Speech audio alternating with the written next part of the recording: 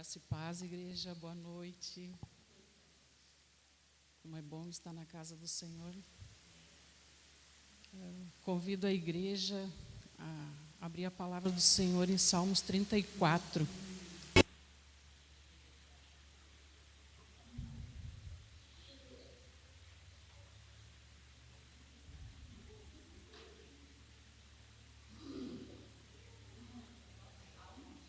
Salmos 34.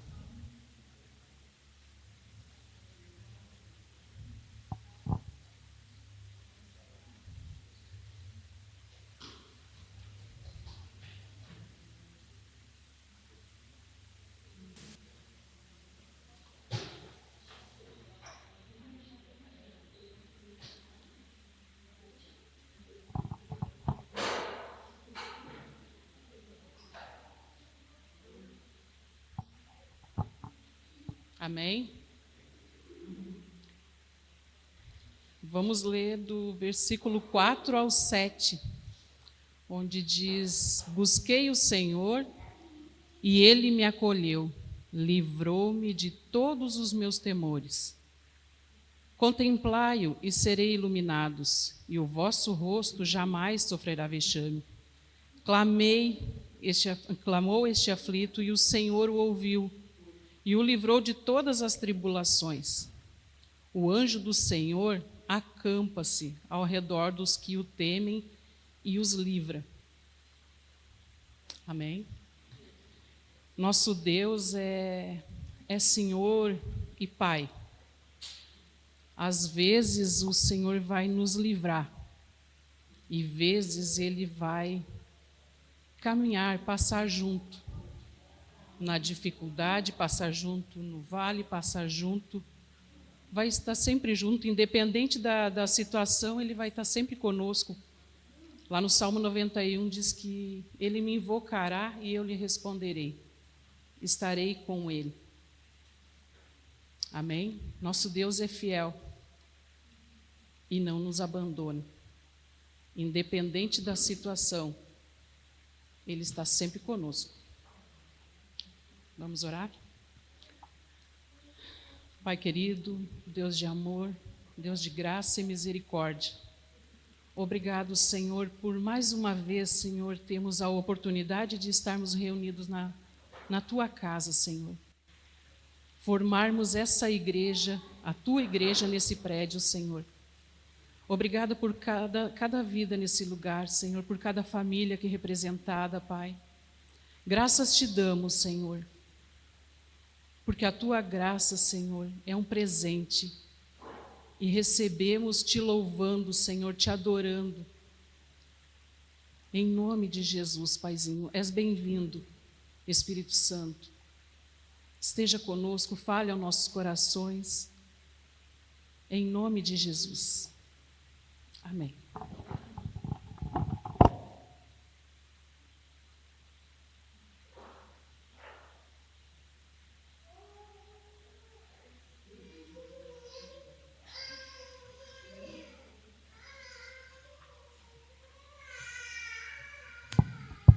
Graça e paz, Igreja linda de Jesus, vamos ficar em pé, queridos. Vamos celebrar ao Senhor nosso Deus com todo o nosso coração. Aleluias. Eu vou te dar 30 segundos, somente 30 segundos, para você pegar o seu celular e compartilhar o link. Você que está no grupo da igreja, lá no status, para um amigo, para alguém. Estou fazendo isso agora, pessoas estavam me pedindo, né? E faça isso, compartilhe. Pessoas que moram longe, pessoas que não podem estar presentes. Mas depois disso, desligue o seu celular, apenas se você for usar a Bíblia.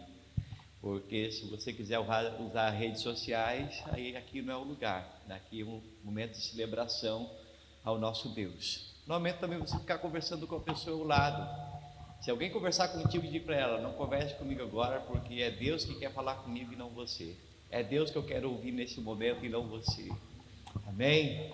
Nós estamos aqui nessa noite para ouvir a voz de Jesus. Hoje é um culto especial de celebração de ceia, de festa na casa do Pai. Graça e paz, amada igreja, uma boa noite a todos. Boa noite àqueles que estão também acompanhando em suas casas.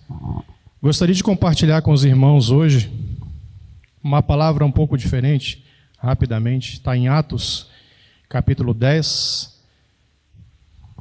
Na verdade, é o capítulo todo, né? Mas gostaria de destacar aqui que no capítulo 10 de Atos fala sobre a história de Cornélio. Então é uma reflexão hoje abordada sobre o que está em Atos 10. Mas antes, gostaria rapidamente de dizer, para que os irmãos saibam quem é, Cornélio, ele era um oficial romano, citado na Bíblia especialmente em Atos 10. Ele era um centurião da corte italiana, morava em Cesareia e era descrito como um homem temente a Deus. E ele era generoso e dedicado à oração.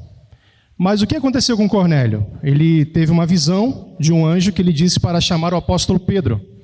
E ao mesmo tempo, Pedro recebeu uma visão de Deus, lá onde ele estava, né? Mostrando que o evangelho não era apenas para os judeus. Quando Pedro chegou na casa de Cornélio, pregou sobre Jesus, o Espírito Santo desceu sobre Cornélio e sua família. Depois disso, eles foram batizados. Mas por que é importante? Porque a conversão de Cornélio simboliza, irmãos, 3 coisas: a inclusão dos gentios no cristianismo, o fim da separação religiosa entre os judeus e não judeus e a ideia de que Deus aceita todos que o buscam sinceramente. Agora, irmãos, Mike pode projetar aqui Atos 10, capítulo 10, versículo 22. Na verdade é a parte B. E o anjo lhe disse: as suas orações e as suas esmolas subiram para a memória diante de Deus. Gostaria de destacar 4 pontos aqui sobre este versículo, irmãos. O primeiro ponto é que Deus recebe, ou melhor, Deus ele percebe aquilo que muitos não percebem. Cornélio, como eu contei rapidamente a história para os irmãos aqui, ele não era conhecido por grandes riquezas ou títulos espirituais, mas as suas orações e a sua generosidade chegavam diante de Deus. Isso nos mostra que Deus presta atenção em atos de fidelidade que muitas vezes passam desapercebidos por todos os homens. A oferta, o ponto 2, né? A oferta, ela é mais do que um valor financeiro. Quando nós chegamos aqui no gasofilaço, ou através do QR Code, né, que nós depositamos a oferta ao Senhor, não é o valor financeiro, irmãos. Esse texto, ele não destaca quanto Cornélio deu. Ele não mostra ali. Ele fala sobre, como está ali, ó. Subiram as orações, as suas esmolas subiram para a memória diante de Deus. Ele não destaca quanto Cornélio deu. Ele destaca o fato de que se a generosidade de Cornélio ele foi lembrado diante do Senhor. Existem atitudes, irmãos, que deixam marcas no céu, e uma delas é a generosidade. E o que entregamos diante do Senhor pode revelar sobre valor, né? Sobre aquilo que nós valorizamos. Nosso tempo aqui, irmãos, nossos recursos e as nossas ofertas demonstram onde está o nosso coração. Aonde está o coração de cada um de nós hoje aqui esta noite? Será que nosso coração está na conta que temos que pagar amanhã? Será que nosso coração está na nossa casa, está no nosso carro, está no nosso trabalho, está no Senhor? Nesta noite, nosso tempo e nossos recursos demonstram aonde está o nosso coração. Dízimos e ofertas são uma forma prática de dizer a Deus: Senhor, Tu és a prioridade na minha vida, nas nossas vidas. E o 4º e último ponto que eu gostaria de destacar sobre a questão, né, deste homem chamado Cornélio, é que depois desse episódio, Cornélio experimentou o quê? Uma grande visitação de Deus em sua casa. Olha que tremendo, irmãos. A sua fidelidade antecedeu uma bênção que alcançou toda a sua família. Então é interessante aqui, irmãos, destacar que Deus trabalha no nosso coração sempre, primeiro, não com aquilo que a gente sente, mas aquilo que a gente se posiciona. E Deus, então, depois do nosso posicionamento, Ele derrama as bênçãos, né? E é exatamente isso que aconteceu com a vida de Cornélio. Ele primeiro fez isso aqui, ó. Suas orações e suas esmolas subiram para a memória de Deus. E depois, na casa dele, ele foi alcançado por essa misericórdia. A sua fidelidade antecedeu uma bênção. Isso quer dizer o quê? Eu vou ser fiel para receber bênçãos? Não, irmão. Significa que, independente do que eu estou passando, eu sou fiel a Deus, porque o meu coração está nele. E a generosidade, irmãos, como eu falei agora há pouco, ela não compra bênçãos, mas demonstra um coração alinhado com Deus.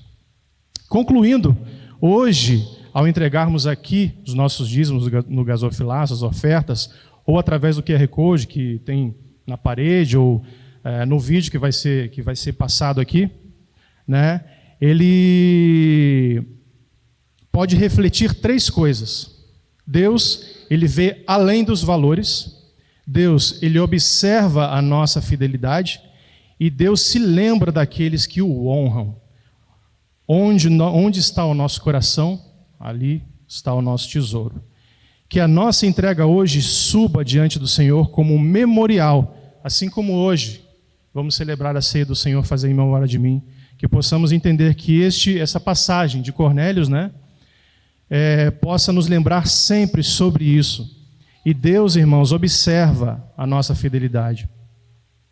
E essa fidelidade possa subir diante do Senhor como memorial de gratidão, amor e confiança. Certamente, muitos de nós aqui somos gratos por muitas coisas que Deus faz. E concluindo, irmãos, talvez ninguém se lembre aqui da oferta que você vai entregar hoje, mas Deus jamais deixa de perceber um coração fiel. Amém, irmãos? Posso encontrar, Pai, enquanto eu viver, sempre irei me lembrar, ainda que sejam infinitas, suas bênçãos eu irei contar, e nenhuma fase dura para sempre, por isso eu não vou me esquecer cada motivo que tenho pra ser grato por ter sido tão fiel a mim, Deus. Eu tenho tantas bênçãos, posso em minha vida enxergar. Quanto mais vejo os detalhes, sua bondade posso encontrar.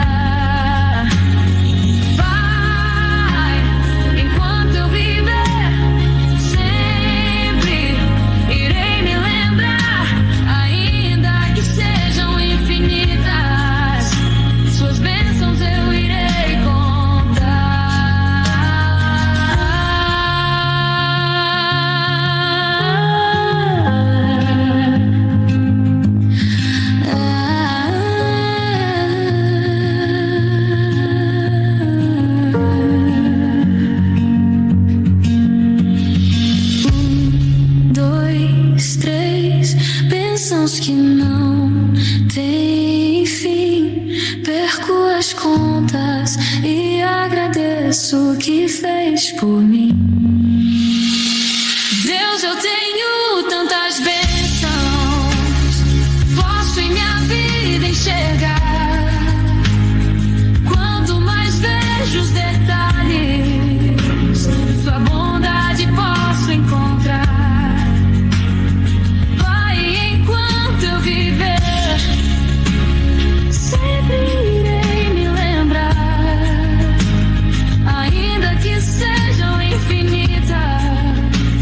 Suas bênçãos eu irei contar.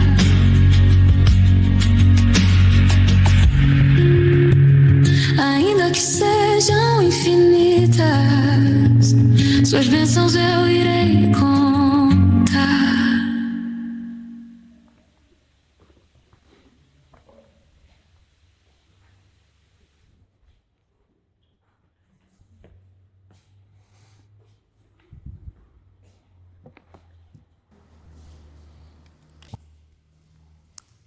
Amém, queridos? Vamos agradecer a Deus. Pai, obrigado, Senhor, pela bênção dos dízimos, das ofertas que foram trazidas, Deus, à tua casa.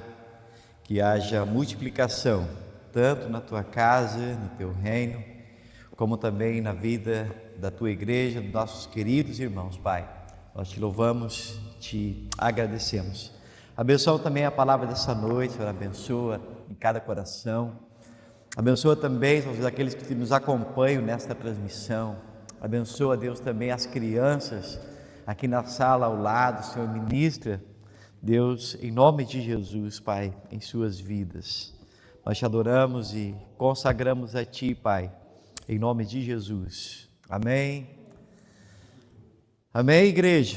Antes de liberar as crianças, nós queremos informar a igreja com profundo respeito e profundo sentimento e tristeza do nosso coração, que o nosso vizinho aqui ao lado, Luiz, na quarta-feira, no final da tarde, ele foi morar com Jesus.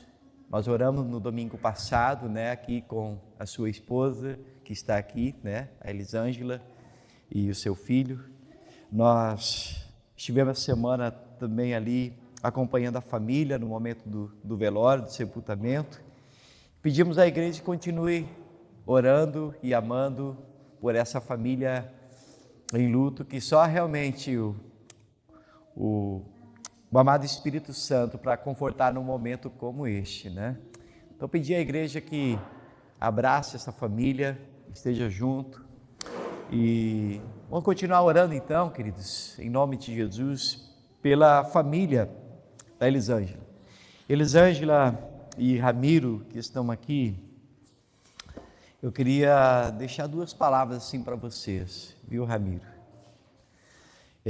A primeira palavra é assim, algo lindo que aconteceu ali no momento do velório, foi a presença dos teus irmãos, irmãos e irmãs, E isso é muito lindo, Um gesto lindo que dizia: a tua dor, irmã, é a nossa dor também. O velório, o sepultamento foi em Viamão, Então uma boa parte da família da Elisângela, que mora em Capão, que mora em Maquiné, esteve presente, mora em Novo Hamburgo, Então, e a outra palavra linda assim é para o Ramiro, que mesmo não tendo bastante convivência, bastante tempo, assim com o Luiz, mas o tempo que vocês viveram juntos foi uma relação de pai e filho. E me chamou a atenção no texto de João 24, que os judeus, ao ver o choro de Jesus, eles disseram o seguinte, Mateus capítulo 11, versículo 36, ele diz: veja como ele o amava. E esse texto me veio bem à memória com relação a ti, Ramiro, o teu amor sincero pela vida do Luiz. Que o Papai do Céu continue cuidando aí da tua vida, do teu coração. Amém? Vamos liberar as crianças então, queridos, Vamos liberar as crianças para o culto infantil. Bem-vindo, Tainá, bem-vindo, família, em nome de Jesus, Deus abençoe. Abra sua Bíblia de imediato no texto de hoje, o texto de hoje que está em Daniel capítulo 3, a versão aqui da minha Bíblia é NAA, Então você pode abrir.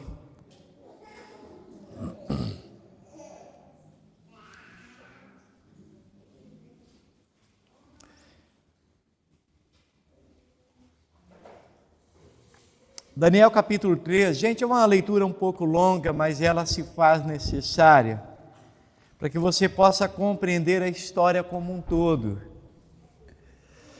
Daniel capítulo 3, nós estamos hoje na 7ª mensagem, apresentando Jesus no Antigo Testamento. Embora falar sobre Jesus no Antigo Testamento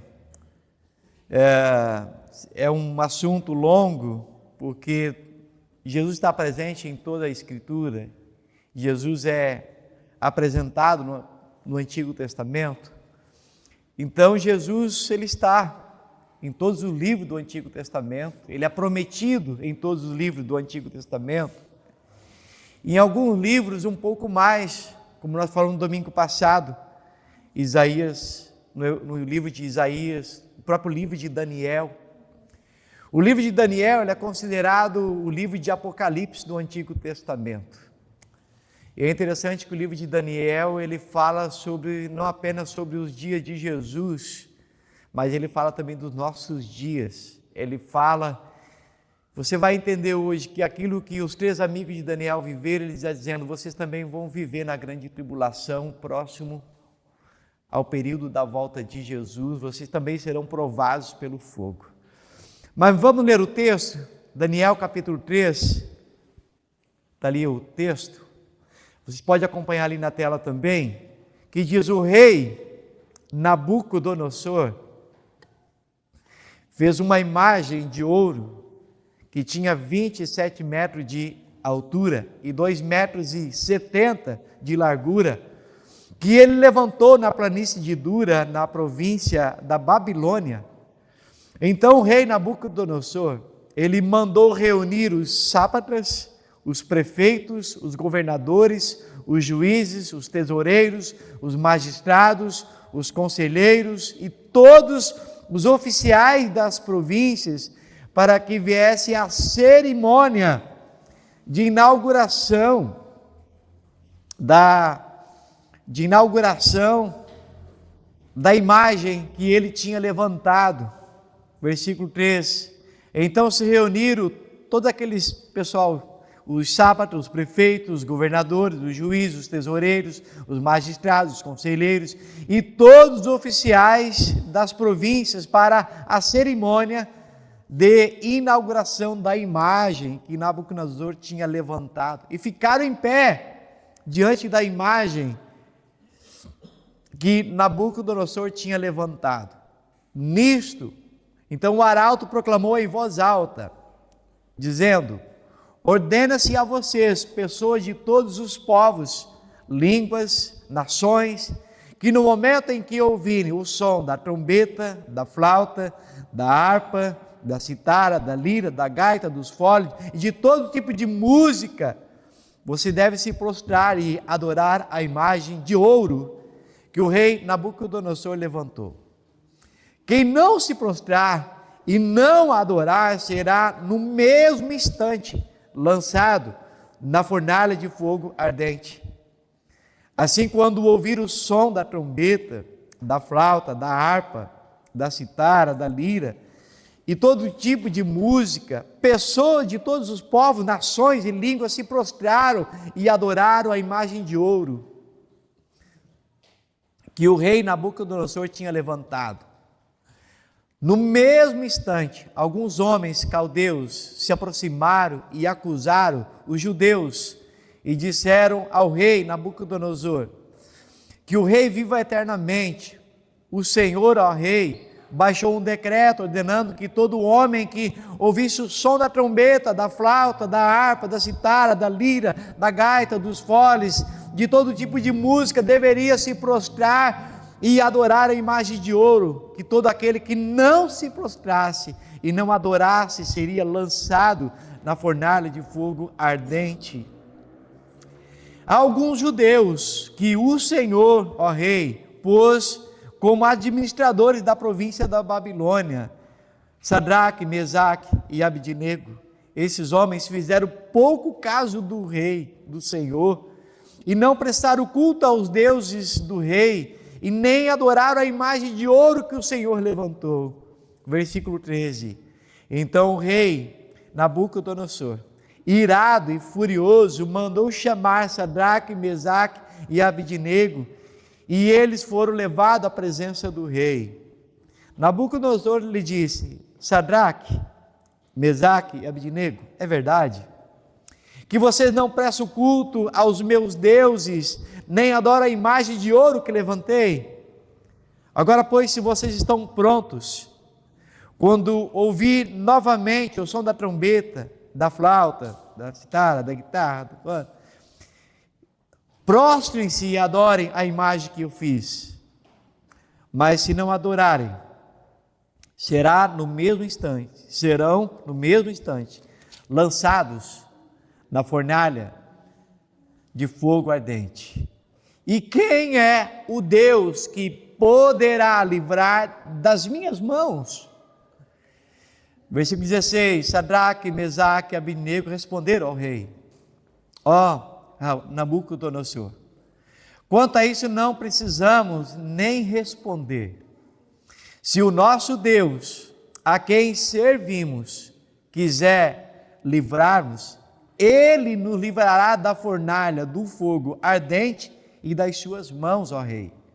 E mesmo que Ele não nos livre, fique sabendo, ó rei, que não prestaremos culto aos seus deuses, nem adoraremos a imagem de ouro que o Senhor levantou. Então o rei Nabucodonosor se encheu de fúria, e o aspecto do seu rosto se alterou em relação a Sadraque, Mesaque e Abednego, e ordenou que se esquentasse a fornalha 7 vezes mais do que do costume.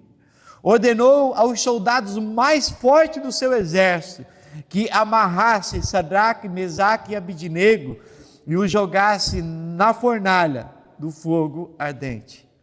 Então esses homens foram amarrados com seus mantos, com as suas roupas, com suas túnicas, com seus chapéus, com suas roupas e jogados na fornalha de fogo ardente. Mas, porque o rei exigia urgência e a fornalha estava superaquecida, as chamas do fogo mataram os homens que jogaram Sadraque, Mesaque e Abednego dentro da fornalha.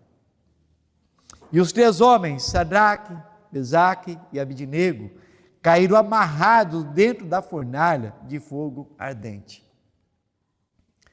Em seguida, o rei, muito espantado, se levantou depressa e perguntou aos seus conselheiros: não eram 3 os homens que amarramos e jogamos no fogo? Eles responderam: é verdade, rei. Mas o rei disse: eu, porém, estou vendo 4 homens soltos andando no meio do fogo, não sofreram nenhum dano. E o aspecto do 4º homem é semelhante a um filho dos deuses. Então o rei Nabucodonosor aproximou-se da porta da fornalha do fogo ardente e gritou: Sadraque, Mesaque e Abednego, servo do Deus Altíssimo, venham para fora, venham cá. Então Sadraque, Mesaque e Abednego saíram do meio do fogo. Os sátrapas, os prefeitos, os governadores, os conselheiros do rei chegaram perto deles e viram que o fogo não teve poder sobre o corpo deles. Os cabelos da cabeça não foram chamuscados, as roupas não sofreram mudança, e eles não estavam nem com cheiro de fumaça. E o rei Nabucodonosor, ele disse: bendito seja o Deus de Sadraque, Mesaque e Abednego, que ele enviou o seu anjo e livrou os seus servos que confiaram nele, pois não quiseram cumprir a palavra do rei, preferindo entregar o seu corpo a servir e adorar deuses que não eram Deus deles. Portanto, eu faço um decreto e ordeno que todo povo, nação, língua, que disser blasfêmia contra o Deus deles, de Sadraque, Mesaque e Abednego, seja despedaçado e as suas casas sejam reduzidas em ruínas, porque não há outro Deus que possa livrar como esse. Então o rei fez prosperar Sadraque, Mesaque e Abednego na província da Babilônia. Amém? Glórias a Deus. Que história dramática. Que história dramática. Para quem ainda não está familiarizado com o livro de Daniel, eu vou fazer uma introdução para você entender o contexto. Nabucodonosor era o rei da Babilônia, e a Babilônia era quem governava uma grande parte do mundo da época. Hoje existem países poderosos no mundo, os 3 principais deles, né? Estados Unidos, China e Rússia. E vamos dizer assim, é como uma dessas nações poderosas, conquistadoras. E na época, quem praticamente conquistava o mundo, quem mandava em grande parte do mundo, era o reino da Babilônia. Antes deles era a Síria. E nesse empreendimento de conquista, eles derrotaram e levaram para a Babilônia, o cativeiro, o reino de Judá. E no reino de Judá, eles levaram pessoas da realeza, pessoas comuns, enfim. E quando algumas pessoas do reino de Judá chegaram na Babilônia, o rei deu uma ordem que os moradores ou alguns deveriam ser alfabetizados, deveriam ser inseridos na cultura da Babilônia. Esse era um propósito, fazer com que eles esquecessem a sua própria identidade e adquirissem uma identidade babilônica. Esse era o propósito. E eles então, eles treinaram, eles investiram na cultura, no conhecimento, na ciência. E alguns participaram de um concurso por um período de 3 anos. Foram treinados por um período de 3 anos para servir ao rei, para que o reino do rei não sofresse dano e para que eles fossem aculturados, né? A nova cultura da Babilônia. E entre tantas pessoas, a Bíblia destaca no livro de Daniel 3 jovens. Daniel, qual é o nome deles, os outros ali? Ananias, que o nome deles foram mudados. Misael, capítulo 1. No 3º reinado de Joaquim, rei de Judá, o rei da Babilônia, veio a Jerusalém, sitiou, entregou nas mãos e alguns dos utensílios da casa de Deus, levou a terra de Sinar. Depois o rei ordenou a Aspenaz, chefe dos seus eunucos, que trouxesse alguns filhos de Israel, tanto da linhagem real quanto do nobre, jovens, sem nenhum defeito, de boa aparência, sábios, instruídos e versados no conhecimento, que fossem competentes para servir no palácio real. E o que Aspenaz lhe ensinasse a cultura, a língua dos caldeus. O rei determinou que recebessem alimento diário da casa e da mesa do rei, do vinho e da bebida. Os jovens deveriam ser educados ao longo de 3 anos e no final do período passariam por uma prova para servir ao rei. E entre eles se chamavam Daniel capítulo 1, versículo 6, Ananias, Misael e Azarias, 4 jovens, Daniel e seus 3 amigos. E esses 4 jovens, eles fizeram um propósito. Nós estamos na Babilônia, mas nós não somos da Babilônia. Nós estamos na Babilônia, mas nós vamos continuar sendo fiel a Deus aqui nessa terra. Nós não vamos nos misturar naquilo que contamina o nosso relacionamento com Deus. E até eu te oriento a ler o livro de Daniel, capítulo 1, e enfim, todo o livro de Daniel. E a Bíblia diz que esses homens fizeram um propósito de consagração a Deus e foram encontrados naquela prova, naquele concurso, depois de 3 anos de estudo, 10 vezes mais sábios e inteligentes do que os próprios cidadãos da Babilônia. Amém? E Deus deu a eles inteligência, sabedoria, conhecimento, e a Daniel Deus deu o dom de revelação e de interpretar sonhos. E o primeiro que passou a prova ali foi o próprio Daniel, e ele, por resolver uma questão ali do rei, ele foi promovido e ele aproveitou e puxou os amigos dele, promoveu os amigos também, e os amigos também passaram a servir, como administrador no reino da Babilônia. Mas aí chegou esse momento, nem tudo é privilégio, chegou o momento de manifestar a sua verdadeira identidade. Mas o propósito nessa noite não é falar exatamente sobre Daniel e seus 3 amigos, mas é trazer uma revelação que está no capítulo 3 de Daniel, que é a presença de Jesus. Aí você pergunta, onde está Jesus em Daniel? Está em vários momentos, em vários capítulos, mas está aqui de uma forma presente no capítulo 3, onde há uma intervenção do próprio Jesus, no capítulo 3 de Daniel, quando os amigos de Daniel são jogados na fornalha de fogo ardente. E no versículo 25, o rei, ele diz, nós jogamos 3 pessoas, 3 homens dentro da fornalha, mas eu estou vendo 4 que estão lá dentro e andando de uma forma livre, e o fogo não cometeu com eles nenhum dano. E o 4º homem, ele é diferente.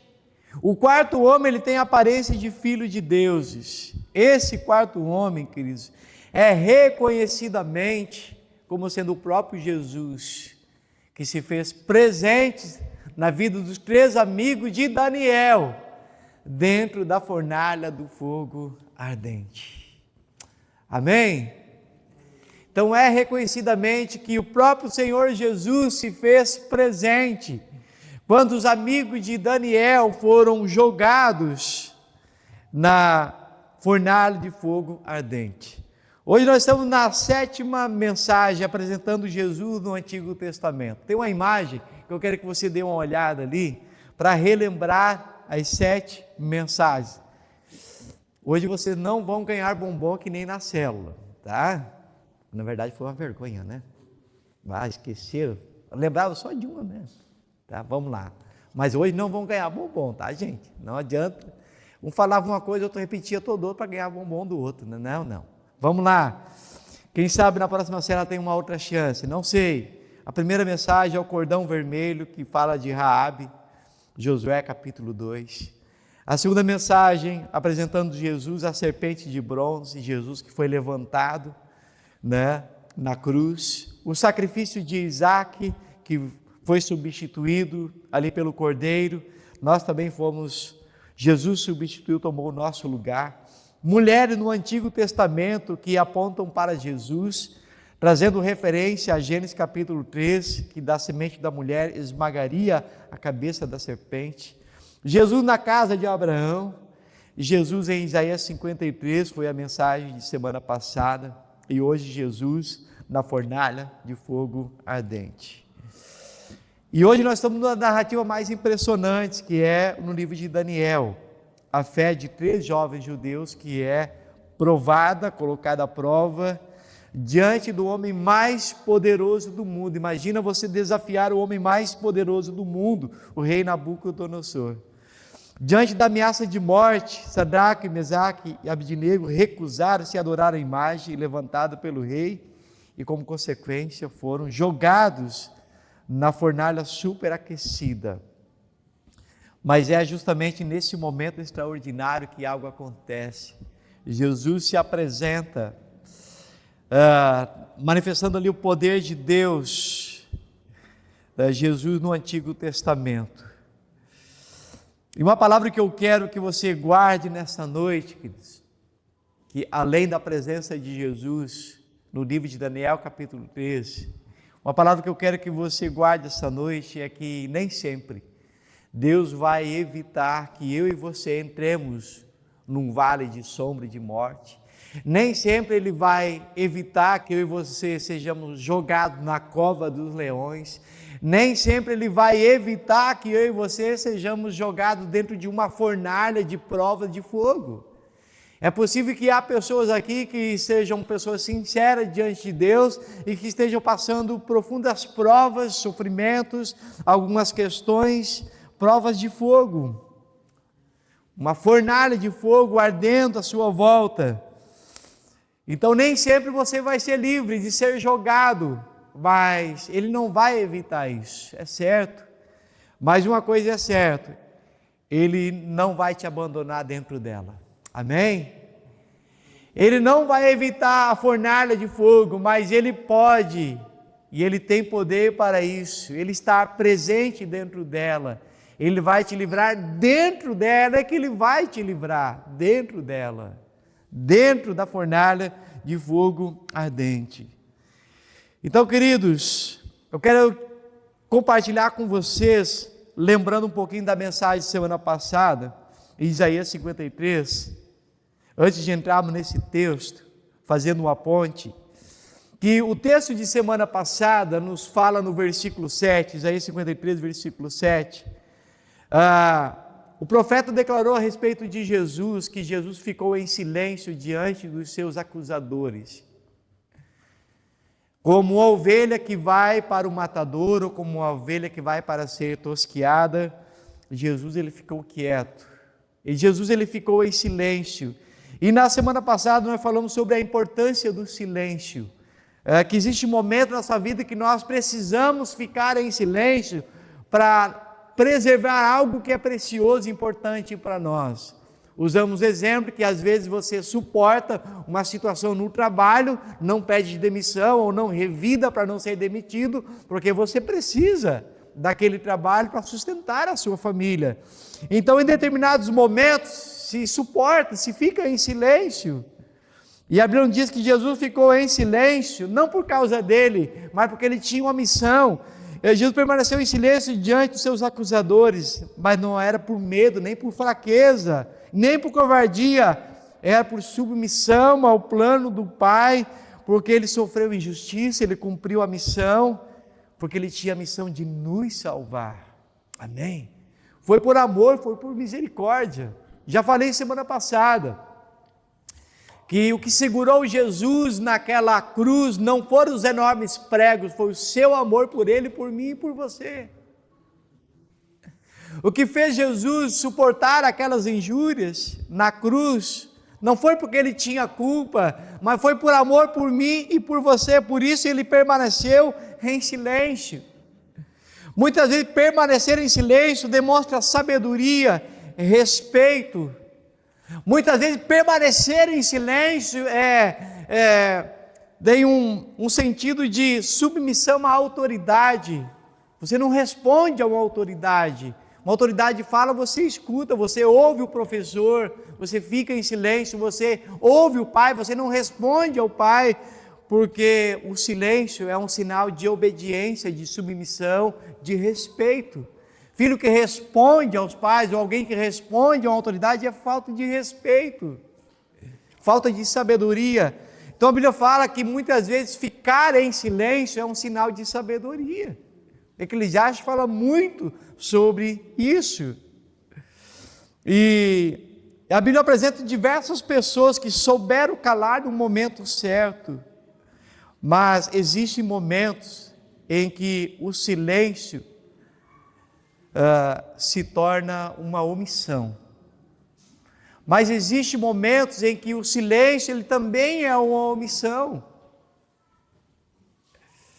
Pedro ficou em silêncio quando Jesus estava sendo condenado. Pedro ficou em silêncio. Pessoas do ministério de Jesus ficaram em silêncio.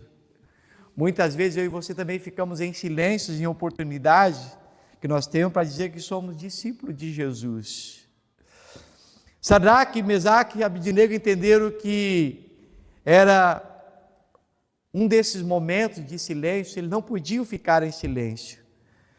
Diante da ordem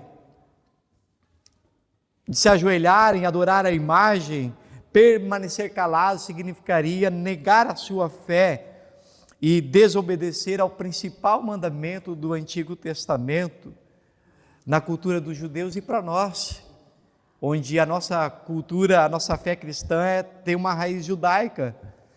Em Êxodo capítulo 20, do 1º ao 4º mandamento, que diz: não terás outros deuses diante de mim, não preste culto a qualquer tipo de imagem, não se ajoelhe, não faça promessa, nada, está na Bíblia. Na Bíblia, a Bíblia é uma só, a Bíblia cristã é uma só, a Bíblia evangélica e a Bíblia católica é uma só. E o mesmo mandamento que é para um é para outro, e a Bíblia diz: não terás outros deuses, não faça imagem, não adore, não preste culto, honra, a não ser a mim. do 1º ao 4º mandamento. E isso era um valor para os amigos de Daniel. E para eles, então, se ajoelhar, eu me ajoelho por fora, mas por dentro estou em pé. Não. Para eles se ajoelhar seria negar a sua fé.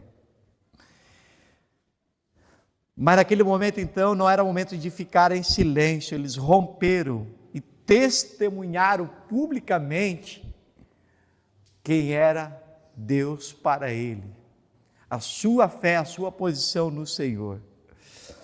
Costumamos dizer que o testemunho é uma poderosa formação de pregação. Costumamos dizer que um bom testemunho é uma pregação que o cristão ele faz na comunidade, faz na sua família, faz no trabalho, faz na faculdade. O seu bom testemunho é uma pregação. O Dr. Billy Graham, pastor Billy Graham, ele disse que nós somos a Bíblia que o mundo está lendo. Ou seja, o nosso testemunho é como se fosse uma Bíblia aberta que o mundo está lendo. Mas também, queridos, não basta apenas o testemunho. Existe um momento que nós precisamos pregar o Evangelho abertamente, dizer para as pessoas a respeito do que Jesus nos deixou de fazer discípulo, pregar o Evangelho, mostrar para as pessoas o caminho do reino de Deus, dizer para ela que existe um tempo aqui na terra, que existe uma eternidade, que haverá um julgamento, enfim. Nós devemos pregar o Evangelho. Então, testemunhar com a nossa vida é um princípio, é bom, é um início, mas nós precisamos falar abertamente de Jesus.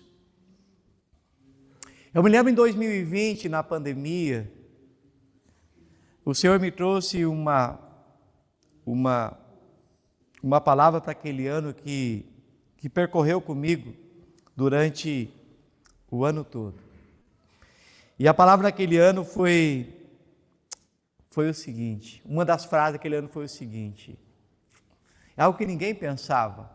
Naquele momento, naquele contexto, pessoas não estavam preocupadas com a sua eternidade. Mas veio a pandemia e surpreendeu a todos. E eu perguntava para as pessoas, como que está o seu relacionamento com Deus?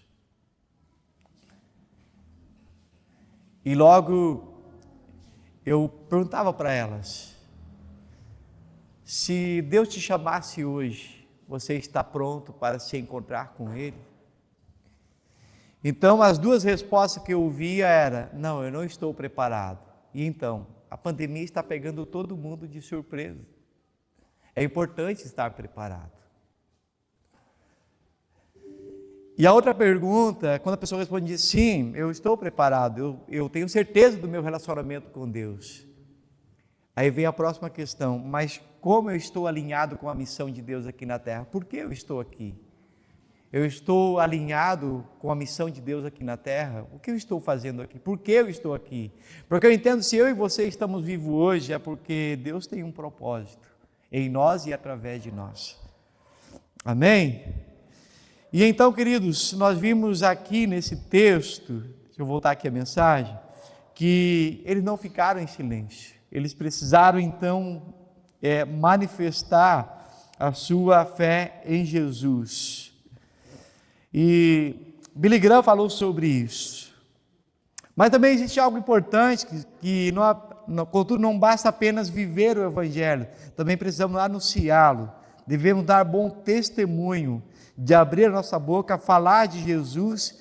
E Paulo disse a Timóteo que ele deveria pregar o Evangelho em todo o momento, a tempo e a fora de tempo. Agora não é o momento, não. A tempo e a fora de tempo. Mas a fé também, querido, nesse texto, nos traz algo nessa noite, que toda fé verdadeira em Deus vai passar pela prova do fogo. Ninguém disse amém. Ninguém disse glória a Deus. Ninguém disse aleluia. Oh Deus, que isso aconteça comigo. Né? Mas toda fé verdadeira, a Bíblia nos diz que ela vai passar pelo teste do fogo, pela prova do fogo. Toda fé verdadeira vai passar pela prova do fogo. Imagina quando nós olhamos para os amigos de Daniel, Todo mundo queria ser os amigos de Daniel naquele momento, ser escolhido para servir no palácio do rei, ser pessoas importantes, respeitadas, autoridades, mas eles nunca imaginavam que eles passariam pelo teste da fé, pelo teste da prova de fogo. Então, todo aquele que decide servir a Deus verdadeiramente, terá uma fé que vai ser em algum momento colocado à prova de fogo. Ô celular, meu celular quer descansar agora. A Bíblia compara esse processo de um ouro que está sendo refinado com o fogo. Eu quero te convidar para o texto, veja aí, 1 Pedro, capítulo 1, versículos 6 e 7. 1 Pedro, capítulo 1, versículos 6 e 7, diz assim: para que a prova da vossa fé, a vossa fé, que ela é mais preciosa do que o ouro que ele perece, ela é provada no fogo. Ou seja, a fé de vocês em Jesus é uma fé que tem muito mais valor que o ouro. E assim como o ouro ele passa pelo fogo, pelo processo, né, de purificação, ele diz também que a fé de vocês em algum momento vai ser provada. O fogo ele não destrói o ouro verdadeiro, ele apenas remove as impurezas. Da mesma forma, as provações não vêm para destruir uma fé genuína, mas para fortalecê-lo. Tiago ensina que as provações, elas produzem perseverança e maturidade espiritual. Tiago capítulo 1, 2 e 4. Paulo afirma que as nossas obras, elas provadas, testadas pelo fogo. 1 Coríntios 1, versículo 13. Paulo diz que quer saber se você tem uma fé verdadeira em Deus ou não? Ela vai passar pelo teste da palha, pelo teste da madeira, vai passar pelo teste do plástico, do ferro e vai passar pelo teste do ouro. Se permanecer, é porque é uma fé verdadeira. Mas se for consumida pelo fogo, era uma fé que era uma palha, né? Uma fé que não era verdadeira diante de Deus. Mas a verdadeira fé em Deus, ela atravessa, né, os momentos de sofrimento. Jó, após atravessar intenso sofrimento, declarou em Jó 23:10: quando ele me provar, sairei como ouro refinado. Amém. Jó diz isso: quando ele me provar completamente, eu vou sair como um ouro refinado. Você entender por que o cristão ele passa pela prova do fogo como o ouro? Você precisa entender por duas formas. Primeiro, como já vimos aqui, o fogo ele não tem o objetivo de eliminar o ouro, mas as impurezas. As provações, elas vêm para nos trazer maturidade, perseverança e uma fé verdadeira em Deus. Mas as provações, o teste do fogo no ouro, ele revela genuidade. Vamos lá, deixa eu te dar um exemplo.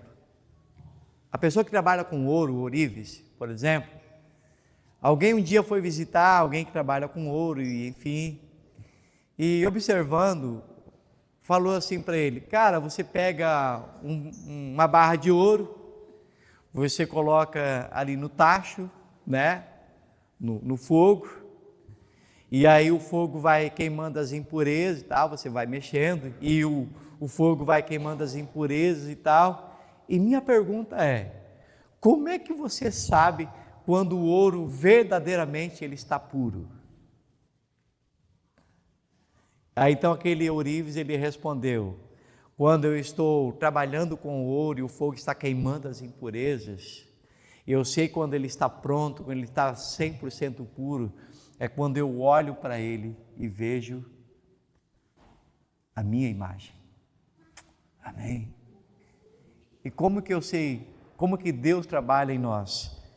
É quando no teste do fogo, quando em momentos de provações, enfim, Ele não vê mais nós, mas Ele vê o próprio Jesus.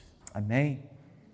Então nós só vamos estar prontos realmente quando ele vê Jesus em nós, através dos testes e das provas. Terceiro e último, querido, Deus nem sempre nos livra na fornalha, mas nos encontra dentro dela. O grande milagre de Daniel 3 não é apenas que os jovens sobreviveram.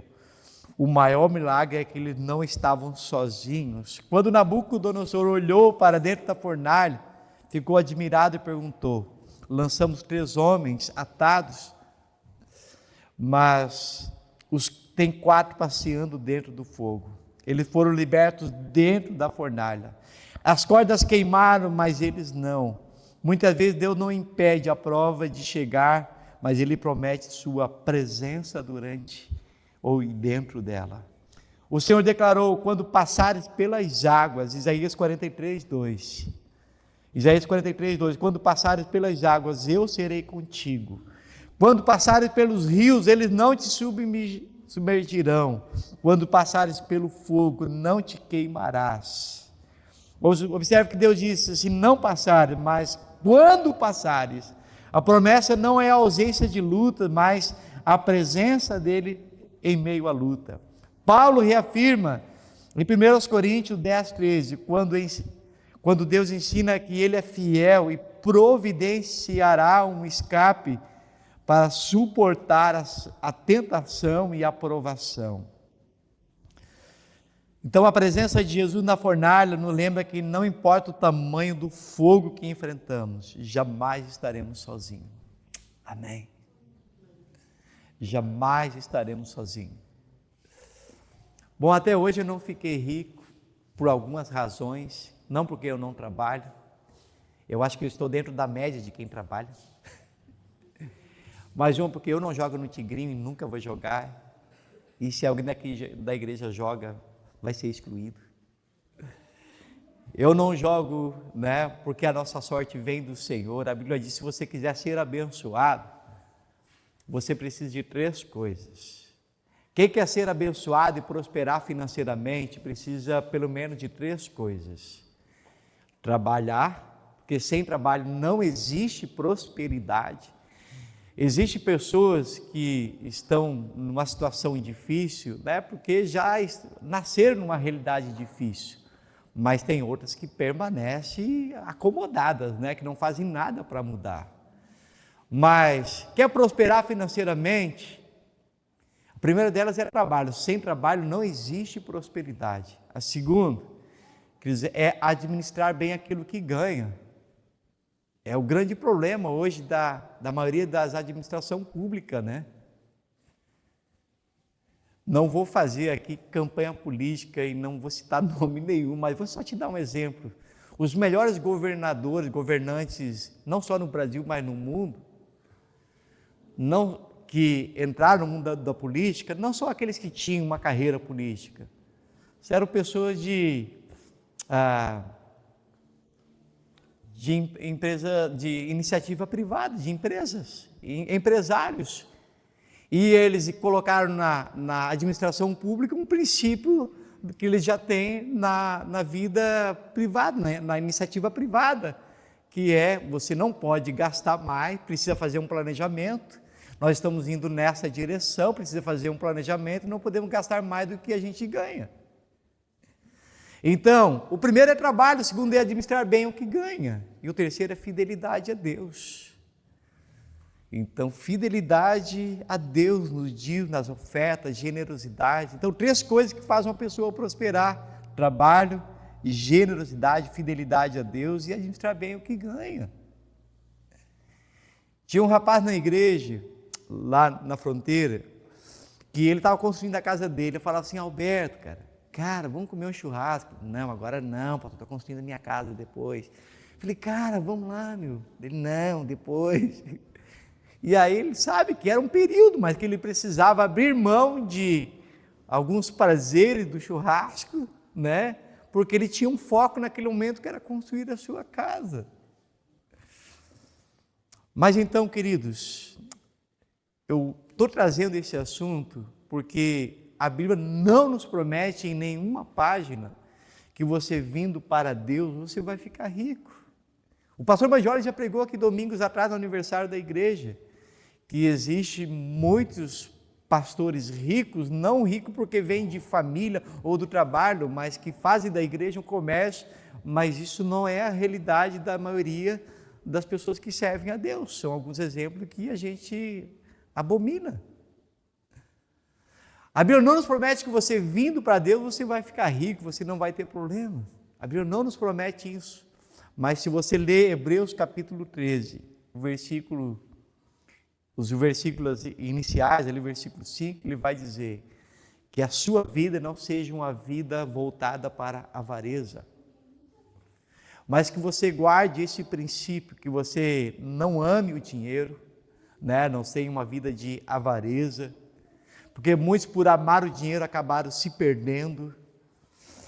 Mas Hebreus capítulo 13, ele diz assim, mas Deus ele tem uma promessa para você, eu nunca te deixarei, amém? Nunca te abandonarei. Há um salmo de Davi, não lembro se é o Salmo 32, que ele diz assim, que Davi diz assim, eu fui moço, agora sou velho, mas uma coisa eu me lembro e não esqueço, nunca vi um justo desamparado, nem ele, nem a sua descendência mendigar o pão. Amém? Amém? Então, querido, Deus nos promete riqueza, mas Ele nos promete o quê? Que vai sempre estar conosco. Amém? Vamos ficar em pé, queridos? Eu tinha uma canção, tinha separado, mas acabei esquecendo de colocar. Mas vamos orar.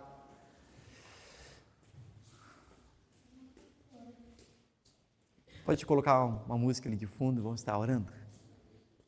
Vem cá. Feche seus olhos.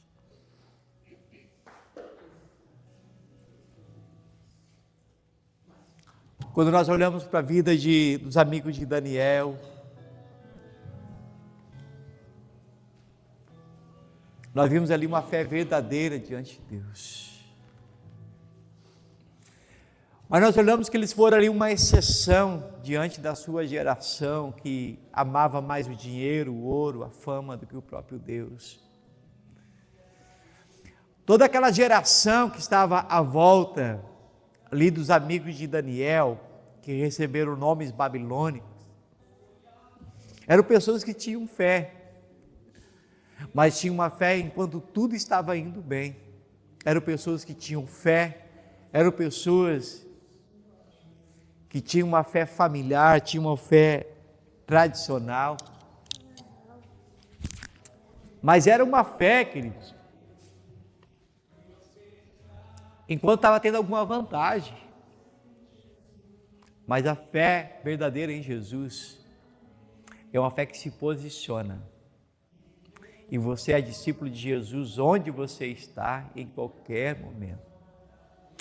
Que nessa noite, queridos, o Senhor seja ministrando e gerando aqui uma fé verdadeira, genuína, completamente que ama o Senhor. Sabe, quando o Apocalipse fala que no céu as ruas são de ouro e de cristais, a Bíblia está dizendo que existe, que lá as ruas de ouro, de cristais, o ouro é para ser pisado em cima. O ouro lá é pavimentação. Mas o que pode existir mais precioso no céu do que o ouro e os cristais? O próprio Jesus. Amém? Jesus, ele é o mais precioso. Então, nessa noite, que você possa amar Jesus mais de qualquer valor nesse mundo. Que Jesus seja o maior amor da tua vida, seja o maior valor da tua vida. E que a sua fé seja uma fé verdadeiramente nele. Que não negocia, queridos, quando você está no trabalho, quando você recebe uma proposta indecente, você vai dizer, não, isso não combina comigo. Isso não combina com os valores que eu acredito. Você não faz isso porque existe uma regra da igreja, uma regra institucional. Você faz isso porque diz, cara, isso não combina com aquilo que eu acredito. Com todo o respeito que eu tenho por ti, eu não posso fazer isso. E que o Senhor esteja levantando aqui uma geração, uma comunidade, uma igreja de pessoas que têm uma fé verdadeira, genuína no Senhor, de homens e mulheres de Deus posicionados na presença dEle. Amém? A fé é como de uma criança, né? Uma criança. Mas não é uma criança que foge de casa, né? A fé é como de uma criança, um amor puro e verdadeiro. Amém? Eu quero te pedir, queridos, quebrar um pouco o nosso protocolo. Se você sentir a vontade, por 1 minuto, 2 minutos, se ajoelhe e coloque a sua vida diante do Senhor. Até porque nós vamos ter a celebração da ceia. Olha que algo impressionante. Olha que algo impressionante. Nabucodonosor ele ordenou que os amigos de Daniel se prostrassem diante dele e da imagem dos deuses deles. Mas a postura de Daniel, dos amigos de Daniel, foi se prostrar diante do Senhor. E essa sua postura hoje, se você não pode se ajoelhar com questão de saúde, não tem problema, não fique constrangido. Mas que no seu coração você está dizendo, Senhor, eu me prostro diante de Ti. Eu declaro que Tu és o meu Deus. O Senhor é o maior bem da minha vida. E nessa noite, Senhor, eu quero cumprir uma palavra de Jesus que diz em João capítulo 4, os verdadeiros adoradores adorarão o Pai em espírito e em verdade. E Deus, eu venho com um coração verdadeiro e sincero diante da Tua presença, te adorar, declarar que Tu és o Deus da minha vida, Tu és o único e incomparável, Tu és o Senhor da minha vida, és o dono da minha vida, Tu és o meu Salvador. Deus, nessa noite eu removo tudo aquilo que possa ter uma imagem, tanto aquilo que pode ser um altar que não agrada a Ti, seja um altar no coração, seja um altar relacionado a coisas, a trabalho, a dinheiro, valores, altar que pode ser até mesmo algo, Deus, lá no canto da casa, na parede da casa, que não reflete, Deus, o relacionamento direto com o Senhor. Deus, eu renuncio essa noite. Quero declarar que o Senhor é aquele a quem eu me ajoelho e adoro, reconheço.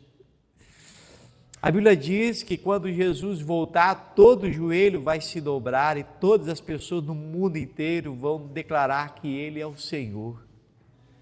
Mas a diferença é que alguns vão declarar que Ele é o Senhor em adoração, dizendo, que bom que o Senhor veio, Maranata, vem Senhor Jesus. Mas outros vão declarar que Ele é o Senhor em medo, em pavor, sabendo que não honraram a Deus durante as suas vidas. Mas hoje, você tem a oportunidade de declarar, Senhor, eu me prostro diante de Ti voluntariamente, com o coração quebrantado. Eu te convido, Senhor, a fazer parte da minha vida, a tomar o meu coração completamente em Tuas mãos, a fazer o que precisa ser feito. Quebra os ídolos do meu coração e da minha alma, e seja o meu único Senhor, seja o meu único Salvador. Deus, nesta noite, eu entrego a minha vida e o meu coração ao Senhor, te pedindo perdão pelos meus pecados, Deus, em nome de Jesus. Amém. Amém. Glória a Deus. Aleluia. Que bom que você fez isso.